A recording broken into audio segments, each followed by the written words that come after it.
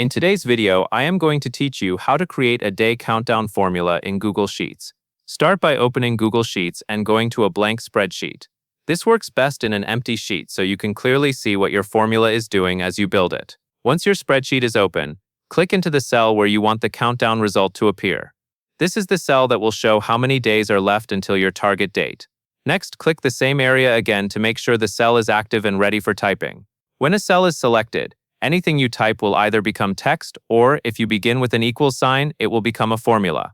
For a countdown, you will be creating a simple date-based formula that updates based on today's date. Now type directly into the selected cell. Begin entering your countdown formula exactly as intended in your workflow. As you type, pay attention to the formula suggestions that Google Sheets may show underneath the cell. These hints can help confirm you are using valid functions and correct formatting. After that, click back into the highlighted cell area again to confirm the entry. This is useful if you accidentally clicked away or if you want to edit what you just typed. Google Sheets will keep the typed content in the cell, and you can adjust it before finalizing. Then type again in the same highlighted area to complete the formula input. At this point, you are finishing the countdown expression so that Google Sheets can calculate the number of days remaining. A common approach is subtracting today's date from a future date, because Sheets stores dates as numbers behind the scenes.